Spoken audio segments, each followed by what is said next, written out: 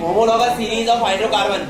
Homologous word का meaning होता है समजातीय, यानी कि ऐसी सीरीज हाइड्रोकार्बन की जो कार्बन और हाइड्रोजन से मिलकर के बने हुए कंपाउंड जिनका जनरल फॉर्मूला सेम हो, है ना, जो सेम कॉन्सेप्ट पे काम कर रही हैं। तो ये होमोलॉगस सीरीज अगर हाइड्रोकार्बन की बात करें तो 3 टाइप्स की है ना, पहले बता चुका हूं इनको। ये है एल्केन, एल्केन, एल्कीन और एल्काइन। एल्केन, एल्कीन और एल्काइन। यहाँ एल्क वर्ड का जो मीनिंग है वो होता है long chain of carbon, long chain of carbon. और केन वर्ड का मीनिंग होता है single bond between carbon carbon. ऐसे ही यहाँ पे एल्क वर्ड का मीनिंग वही लॉन्ग चेन ऑफ कार्बन, और इन वर्ड का मतलब होता है double bond between carbon carbon. यहाँ भी same long chain of carbon, और आयन वर्ड का मतलब है triple bond between carbon carbon. Clear? तो अब यहाँ हम देखेंगे जो एल्केन है, एल्केन का जनरल फॉर्मूला होता है CnH2n+2, CnH2n+2। और एल्कीन का जनरल फॉर्मूला होता है CnH2n, और एल्काइन का होता है CnH2n-2।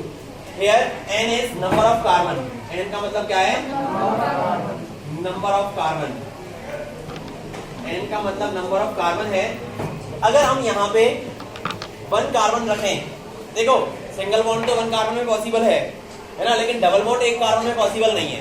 डबल बॉन्ड के लिए कम से कम कितना कार्बन होना चाहिए? 2, क्योंकि हाइड्रोकार्बन में हाइड्रोजन और कार्बन के अलावा कुछ होता नहीं है ना, और हाइड्रोजन कभी भी डबल बॉन्ड बनाता नहीं है। तो ये सीरीज तो फर्स्ट कार्बन से स्टार्ट हो जाती है, लेकिन ये दोनों सीरीज को स्टार्ट करने के लिए कम से कम कितने कार्बन नेसेसरी होते हैं? 2 कार्बन नेसेसरी होते हैं। ये ध्यान रखने वाली बात है। तो अगर हम इस सीरीज का फर्स्ट मेंबर देखेंगे एल्केन सीरीज का, तो अगर हम कार्बन की जगह पे 1 रखेंगे, n की जगह पे, तो ये हो जाएगा C1H2 क्या हो गया? CH4। क्या हो गया? CH4। ऐसे ही अगर 2 रखेंगे तो C2H2 क्या हो गया बेटा? C2H6।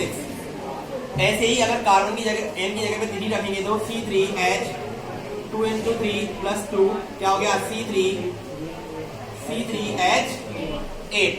आ रहा है समझ में? ऐसे ही अगर 4 रखेंगे तो C4H2 C4H10। तो अब यहाँ देखोगे एल्कीन में, है ना, एल्कीन में फर्स्ट मेंबर के लिए कम से कम कितने कार्बन जरूरी है? 2 कार्बन। तो ये फर्स्ट कार्बन से स्टार्ट नहीं हुआ, यहाँ हमें n की जगह पे कम से कम कितना रखने पड़ेगा? 2 रखना पड़ेगा।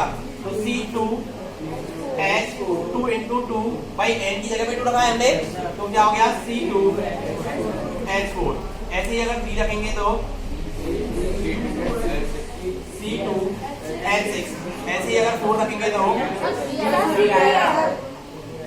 C3H6, और अगर यहाँ पे रखेंगे तो C4, और अगर 5 रखेंगे तो C5H10। आ रहा है समझ में?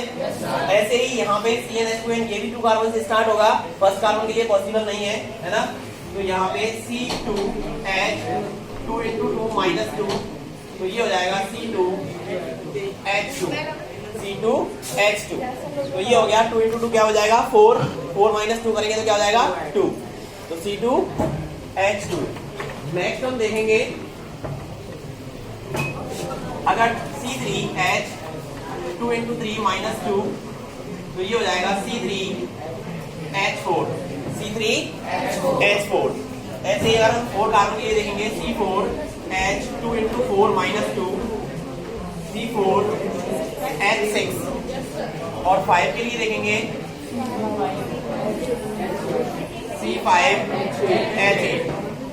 देखो अब हम इस सीरीज में अगर डिफरेंस करना चाहें, कोई भी सीरीज है और उस सीरीज के जो कंटिन्यूअस मेंबर्स हैं उन मेंबर्स के अंदर अगर हम डिफरेंस करना चाहें तो उनके बीच में डिफरेंस होता है CH2 ग्रुप का, चाहे इसके बीच में हो, चाहे इसके बीच में हो, चाहे इसके हो, चाहे इसके सबके बीच में, हर एक जो कंटिन्यूअस मेंबर हैं उनके बीच में कितने ग्रुप का डिफरेंस है?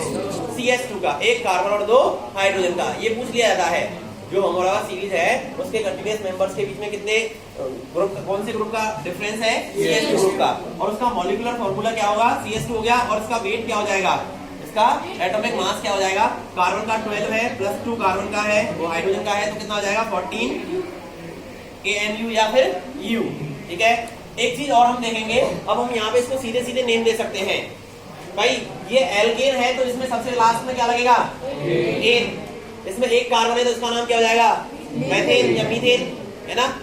2 कार्बन है तो एथेन, 3 कार्बन है तो 4 कार्बन है तो 5 कार्बन हो जाएंगे तो पेंटेन, 6 कार्बन हो जाएंगे तो, आ रहा है समझ में। ऐसे ही यहाँ पे भाई मेथिन तो पॉसिबल ही नहीं है। क्यों पॉसिबल नहीं है, बिकॉज अकेला कार्बन डबल बॉन्ड नहीं बना सकता हाइड्रोजन के साथ में। अच्छा, तो इसका नाम क्या हो जाएगा, एथीन, प्रोपीन, ब्यूटीन, पेंटीन, आ रहा है समझ में।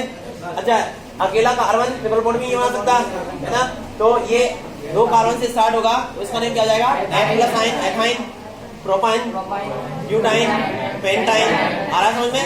इस तरह से आप नाम दे सकते हो। और अगर आपसे कह दिया जाए कि भाई फॉर्मूले दे दिए जाए और मॉलिक्यूलर फॉर्मूला दे दिया जाए और पूछ लिया जाए कि इसमें से सैचुरेटेड हाइड्रोकार्बन कौन सा है और अनसैचुरेटेड हाइड्रोकार्बन कौन सा है, तो ये तो कौन से वाले हैं, सैचुरेटेड। जो CnH2n+2 को फॉलो करेंगे वो क्या है, सैचुरेटेड, और जो इसके अलावा है वो क्या है, क्लियर। तो आप आइडेंटिफाई कर सकते हो, पहचान सकते हो। ठीक है, तो लिखना जरा।